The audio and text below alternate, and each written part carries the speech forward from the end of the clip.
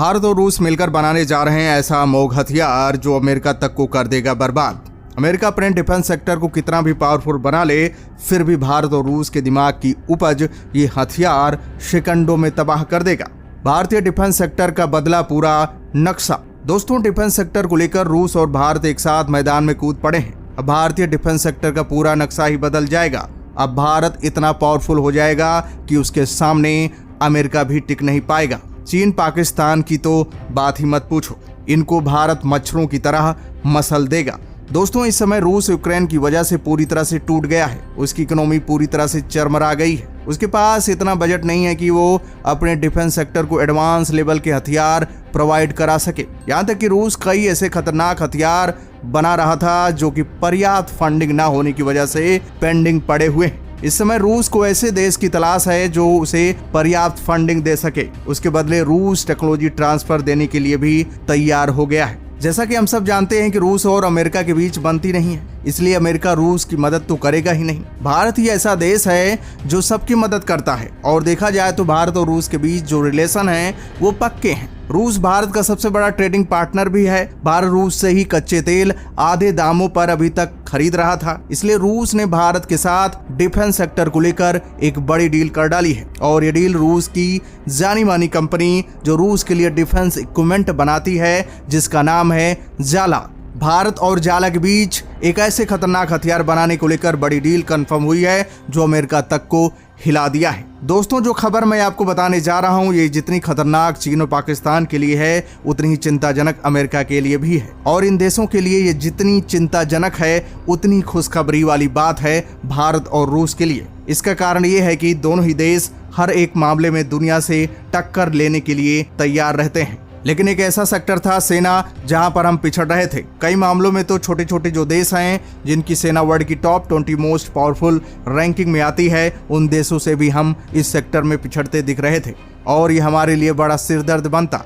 बल्कि रूस के लिए तो सिरदर्द पिछले 1.5 सालों से बना हुआ है। और इसी खतरे को देखते हुए अब दोनों देशों को एक साथ आना होगा और इस जबरदस्त हथियार को बड़ी संख्या में तैयार करना होगा। वैसे हथियार बनकर तैयार है, लेकिन इसका मास प्रोडक्शन करना होगा जिसमें भारत का पैसा और रूस की टेक्नोलॉजी लगेगी। उसके बाद तो हम इस सेक्टर में छोटे मोटे देशों को तो छोड़ दीजिए, चीन और अमेरिका तक को पीछे छोड़ देंगे। तो दोस्तों, पूरी खबर क्या है जानेंगे इस वीडियो में, लेकिन उससे पहले भारत और रूस की इस पक्की दोस्ती के लिए इस वीडियो पर एक लाइक तो बनता है।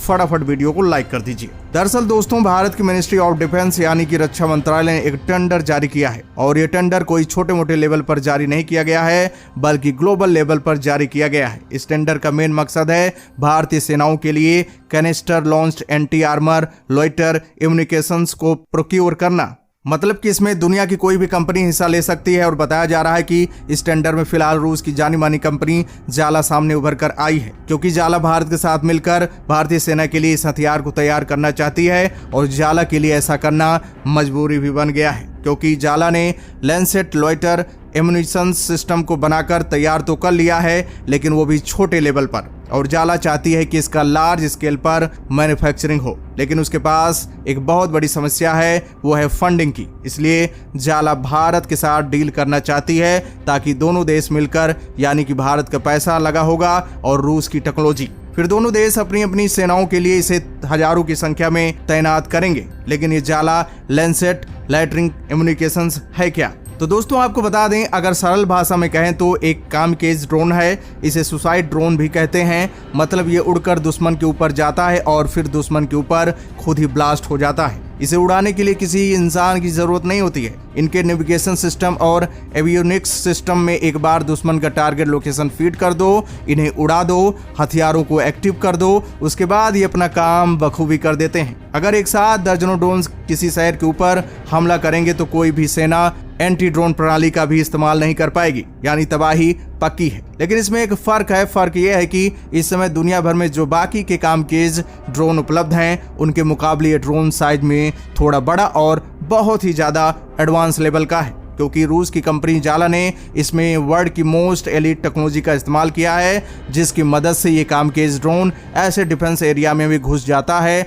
जहां पर हैवी रडार एक्टिविटी होती है। यानी कि अगर हमें दुश्मन की छावनी पर हमला करना है तो जो छावनी होती है वहां पर मिसाइलें रखी होती हैं, हजारों सैनिक तैनात होते हैं, तो उनकी सुरक्षा में सिर्फ एक डिफेंस सिस्टम या एक रडार नहीं लगाया जाता, वहां पर मल्टीपल रडार सिस्टम होते हैं और कई लेयर की सिक्योरिटी होती है ताकि एक जगह चूक हो तो दूसरी जगह पकड़ा जा सके। ये ऐसी सिक्योरिटी को भेद कर उस छावनी को नेस्तनाबूद करने में पूरी तरह से सक्षम है। दोस्तों, अगर सुसाइड ड्रोन्स की और कुछ खासियत की बात करें तो ये खुद तो मरेंगे ही, साथ साथ दुश्मन टारगेट को भी खत्म कर देंगे। इन्हें वापस लाने का कोई टेंशन नहीं होता।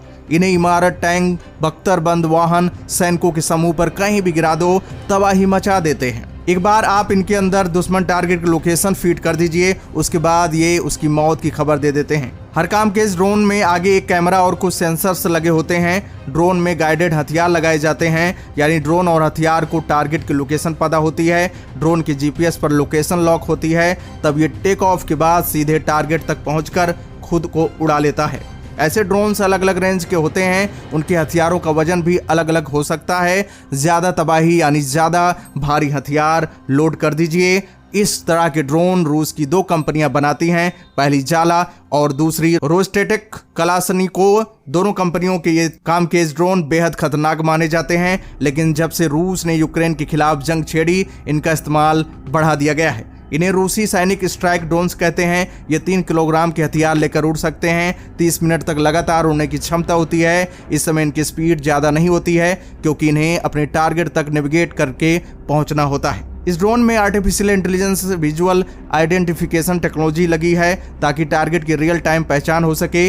इसलिए स्पीड को 80 से 130 किलोमीटर प्रति घंटा के हिसाब से ही रखा जाता है। इसे लॉन्च करने के लिए कैटापॉल्ट यानी गुलेल जैसी टेक्नोलॉजी का इस्तेमाल किया जाता है। लेकिन दोस्तों, यहाँ पर सबसे बड़ा सवाल यह है कि क्या भारत रूस के साथ मिलकर हथियार बनाने के लिए तैयार है? तो दोस्तों, आपको बता दें, भारत भी रूस के साथ मिलकर डिफेंस इक्विपमेंट बनाने के लिए इंटरेस्टेड है। लेकिन इसी बीच अगर कोई दूसरा प्लेयर भारत को इससे बड़ा ऑफर देता है तो डेफिनेटली भारत रूस को छोड़कर उस देश के साथ डील कंफर्म कर सकता है। उदाहरण के तौर पर मान लीजिए कि अगर इजराइल भारत को ड्रोन बनाने के लिए टेक्नोलॉजी भी देता है, 70% पैसा भी लगाता है और ये ड्रोन भारत में ही आकर बनाने के लिए तैयार हो जाता है, तो भारत रूस को छोड़कर इजराइल के साथ डील करना चाहेगा।